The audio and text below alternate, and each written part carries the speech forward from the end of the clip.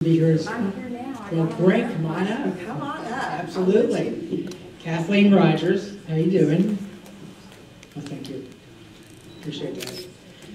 Why don't you tell our listeners a little bit about yourself and then go into your book, maybe what led up to the book. I'm Kathleen Rodgers, and I'm happy to be here today.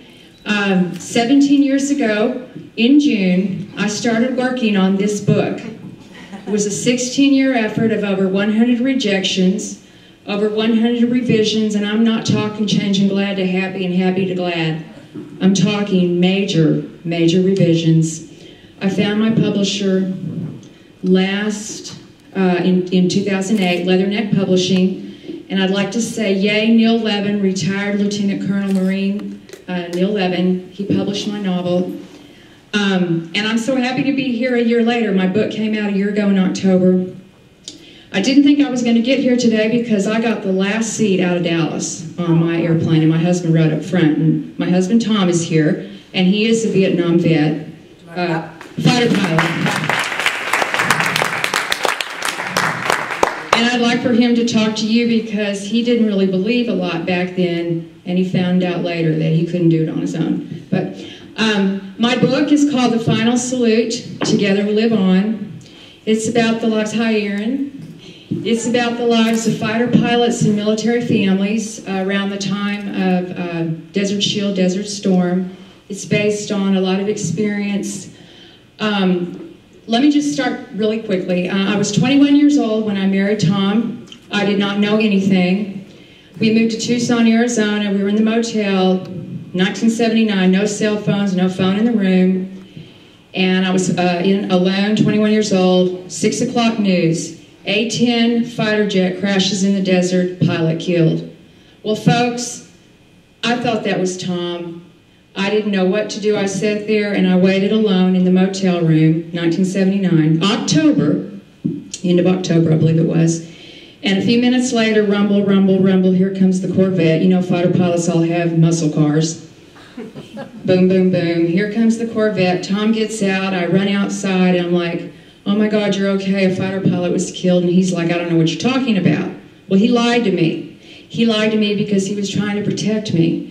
The man's name was Major Harry Wall, and he died. That was my initiation into the glamorous, sexy world of the fighter pilot.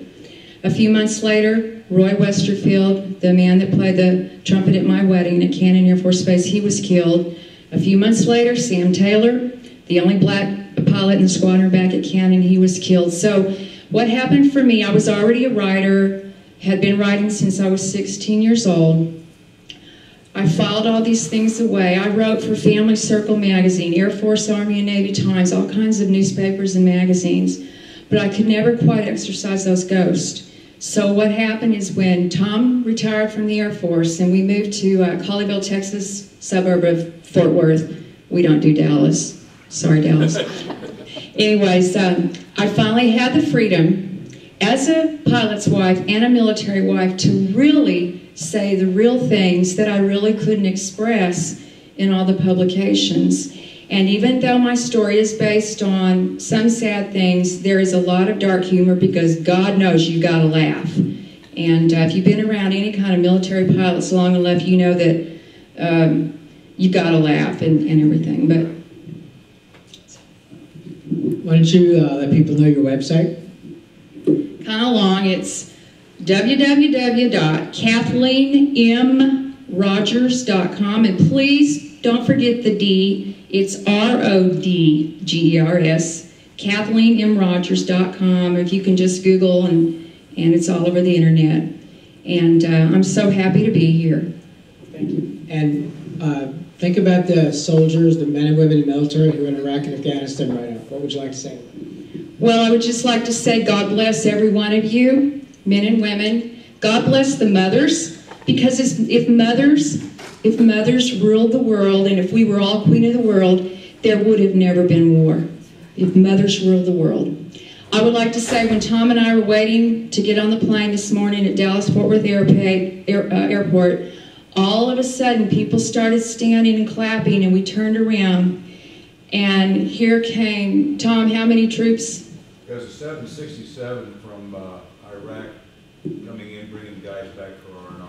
767. About 200 and something. About 200 and something soldiers coming straight in from Iraq, and that airport terminal just went crazy, and it was very moving. I was really worried about getting on the airplane because we were flying standby, but I quit worrying about me for a minute, and I am also, our youngest son will be 22, and he's going to graduate from college, and all of a sudden, he's like, okay, now I want to be an officer in the military. We've always said, hey, Dad did it, Grandpa did it, and so I'm having to rethink. I'm a mother. I wrote about fighter pilots and pilots dying and soldiers dying, and all of a sudden, as a mother, I'm like, okay, I cannot stand in the way if my son chooses that path.